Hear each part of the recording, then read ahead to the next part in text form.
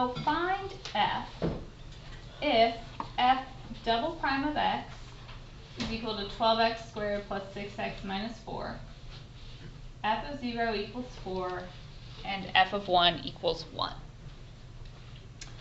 Alright, so we were working on these antiderivatives. And we had the very last example we did was one where we could find our constant. And this is what we are allowed to do here. Now, if this is f double prime, to get to f, how many times will I have to do my antiderivative? Twice. We haven't done one of those before, but we can. So if I go backwards, the antiderivative of f double prime would just be f prime, the first derivative. So remember, I told you coefficients just stayed. What did we do to our exponent?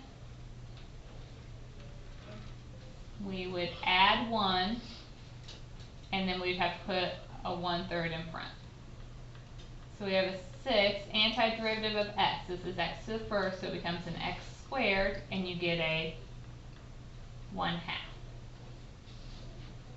Minus antiderivative of 4 would just be a 4x. And when we did these antiderivatives, we talked about how we had to have a constant each time. So, how am I going to find that constant? Do I have any information about the first derivative to use? No. So let's go ahead and work backwards. The antiderivative, if we clean it up a little bit, we have 4x cubed plus 3x squared minus 4x plus c. So the antiderivative of that would just be regular f of x. So the 4 stays. X cubed would be an x to the 4th, so you put a 1/4 in front. Okay, x squared, so we would have a 1/3 x cubed. Antiderivative of x would be 1/2 x squared. What would the antiderivative of my c, my constant, be? C times x. And then we need a new constant. I don't want to put another c just because they don't have to be the same number. I'll just call that one k. Just so we don't confuse ourselves thinking both of those are the same. So that gives me an x to the 4th plus x cubed minus 2x squared plus cx plus k. Alright, I want to be able to find c and k. So how am I going to do that?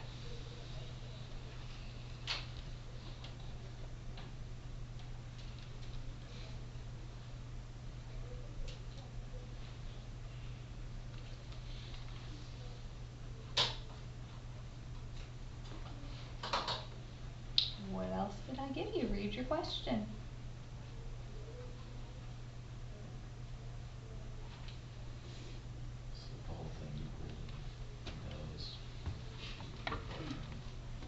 F of 0 equals 4. That means if I plug in a 0 for my x's, it equals 4.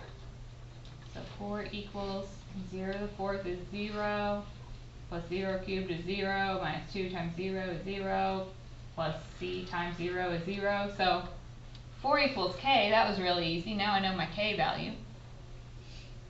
Do I need to show more work on how I got that?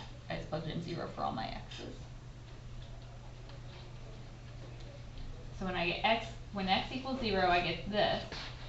Then f of 1 equals 1. So when my x is 1, the whole thing has to equal 1.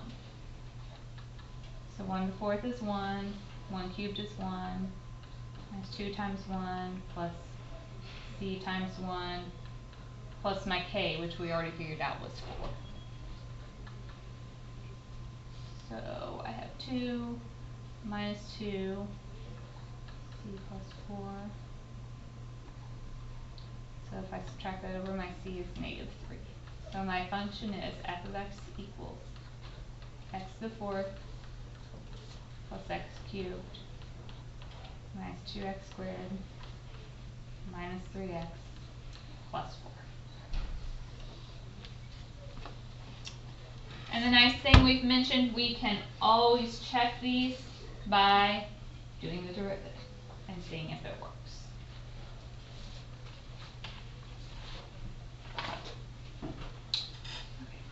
Questions there?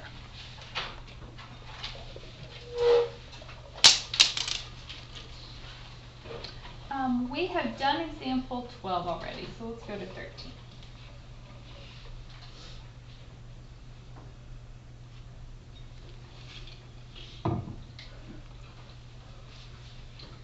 Okay, so this is the graph of a function. I want to draw the antiderivative of this. And I'm telling you that the antiderivative at 0 equals 2. So when my x is 0, my antiderivative is a 2. That's the only actual point I'm going to be able to get on my graph. Okay, so essentially, you can think of this as looking at the derivative. This graph we have is the derivative. We're working backwards from that. So think about what we know. When our function has a maximum or minimum, the derivative is 0. So my derivative was 0 those two places. So my original graph had to have a maximum or a minimum there, right? My derivative started out negative, so that means my original graph was decreasing. And then it became positive, so my graph switched to increasing. So we had decreasing, this would be my maximum or minimum. Then we have to be increasing until we get to our 3. And then my graph is decreasing again. So we had a maximum here at the 3. And as it's flattening out, it never actually hit 0, but it's getting closer to 0. So it's just kind of like an asymptote here. So something like that. We did a lot with talking about the graphs of the derivatives and graphing our functions, concavity, inflection points, those kinds of things. So this is all related to that. Again, I don't have a lot of precise points on here. This was just a really rough sketch.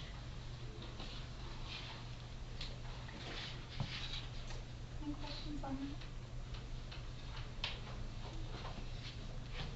The last thing I want to do is talk about motion a little bit. We may not do all these examples. We're going to kind of see how it goes. We have talked a lot about if you have a position function, your derivative is velocity and the second derivative is acceleration. So now we could work backwards. If I give you the acceleration, you could do the antiderivative to get your velocity. Or if you have velocity, the antiderivative would give you position. So it works both ways. So let's just jot that down again. X would be like your position. So your derivative is your velocity. Second derivative was acceleration. So that is not new. We have seen it before.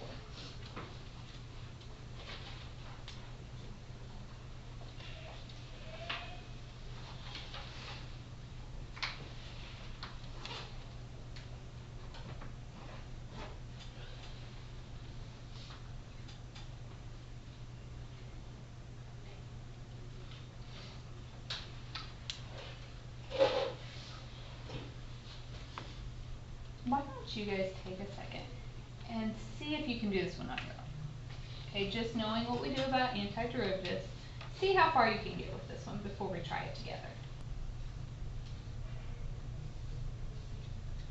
So if you start with A of t would be the acceleration.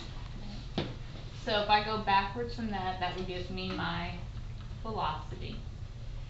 So when you did that antiderivative, you should get 10t minus 30 times 1/2 t squared plus your constant.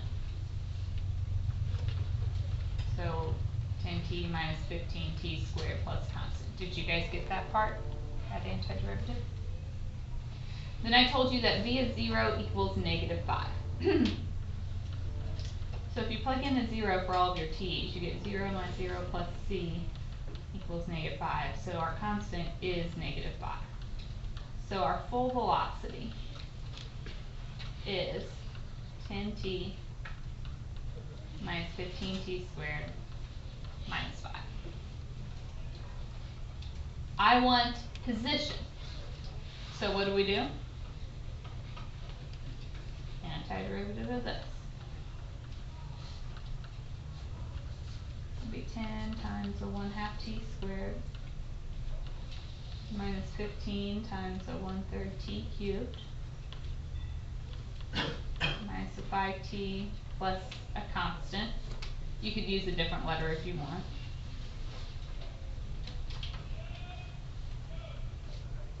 So that's 5t squared minus 5t cubed minus 5t plus c. Can we find that constant though? Yeah, I gave you the information that x of 0, your position at time 0 equals 5. So if I plug that in, I just get c equals 5. So your final position function, 5t squared minus 5t cubed minus 5t plus 5.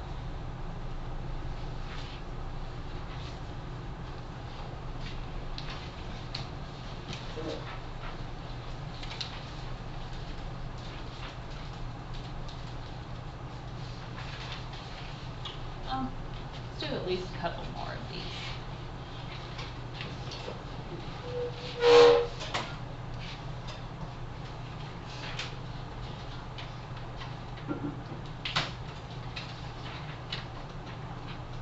So a particle starts from rest at the point x equals 10 and moves along the x-axis with an acceleration function a of t equals 12t. Find the resulting position function. Okay. We have our acceleration. How do I get to position?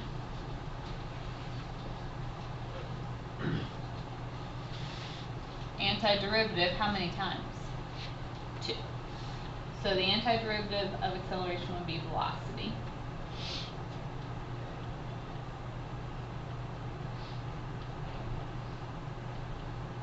So that should give us a 6t squared plus c.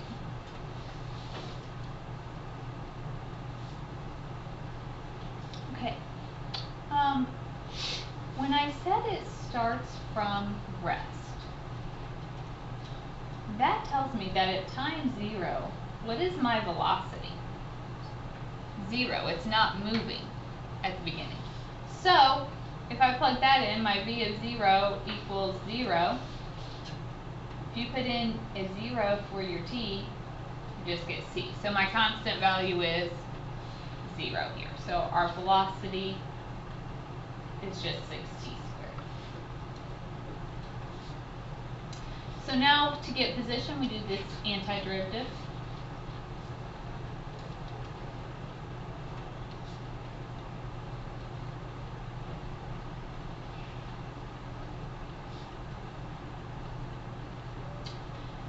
And did I give you the information to find that constant? Yeah. We said it started at the point x equals 10. So that means at time 0, its position was 10.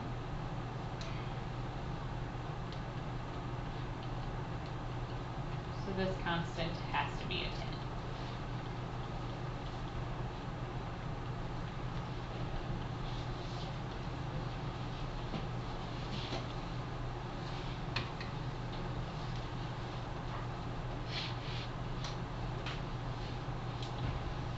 Alright. You guys have to do one now. So here's your problem.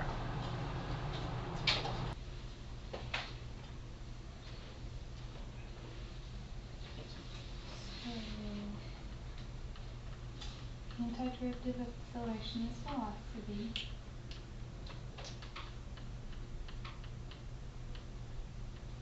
So you get 3t squared plus 4t plus c. V of 0 equals negative 6. So if I plug in a 0 for all of my t's, the whole thing equals negative 6.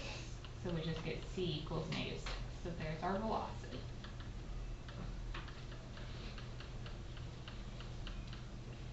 Then we are trying to find position. This time I called my position s of t instead of x of t. Same thing, just different notation. So if we go backwards from here, you should have gotten t cubed plus 2t squared minus 6t plus a constant.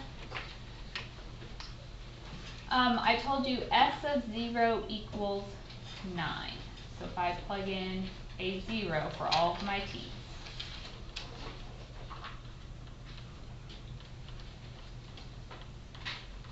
it equals 9. So this constant turns out to just be a 9. So your position is t cubed plus 2t squared minus 6t plus 9.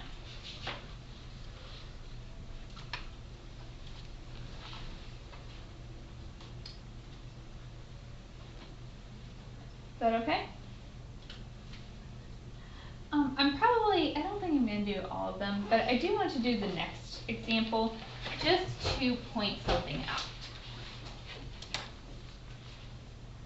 So a ball is thrown upward with a speed of 48 feet per second from the edge of a cliff 432 feet above the ground.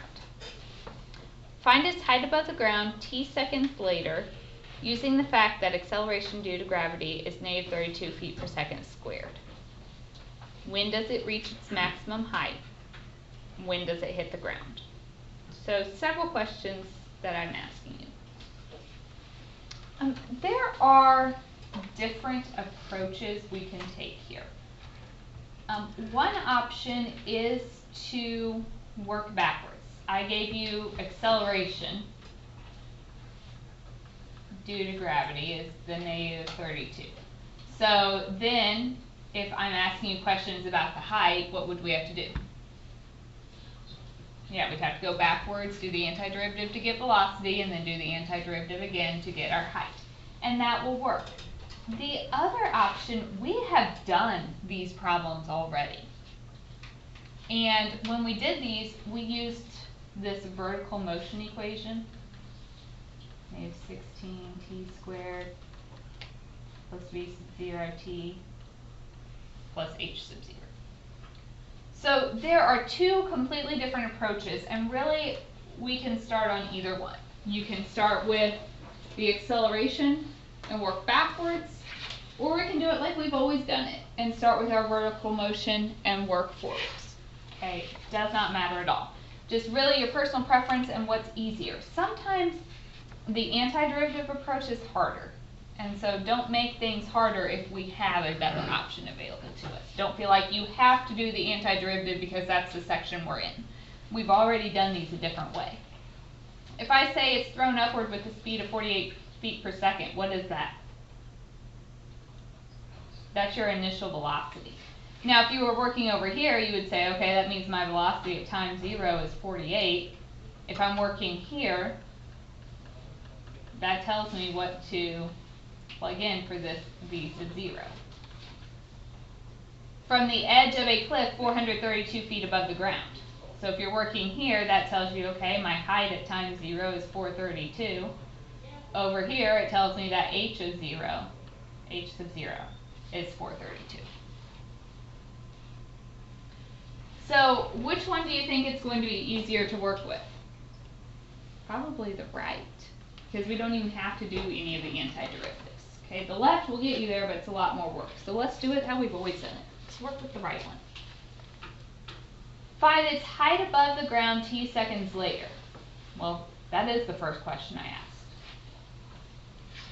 This is your height formula. When does it reach its maximum height? How do you find that? when the velocity is 0, when the derivative is 0. So you can call it s prime, you can call it v, whatever you want.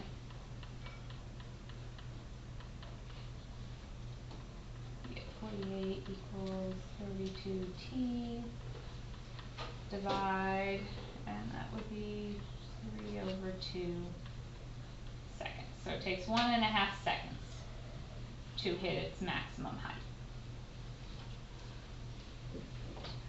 When does it hit the ground? If it hits the ground, what's true? The height is 0.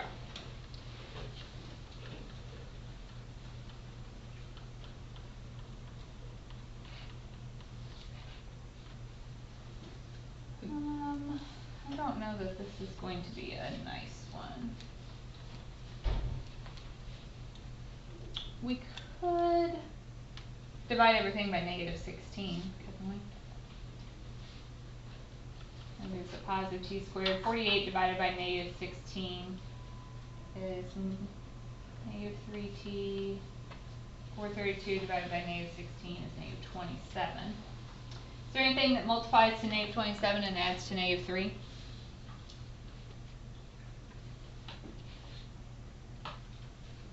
No. So what do you do if it doesn't work? Quadratic.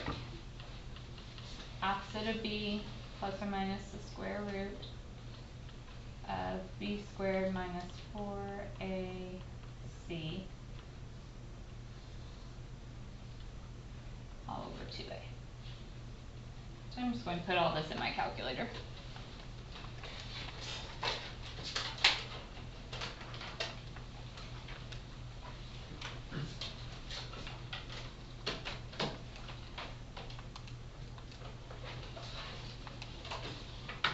When you do the minus 1, you get a negative, so we can't have a negative time, so we only need the positive. I get 6.91 seconds.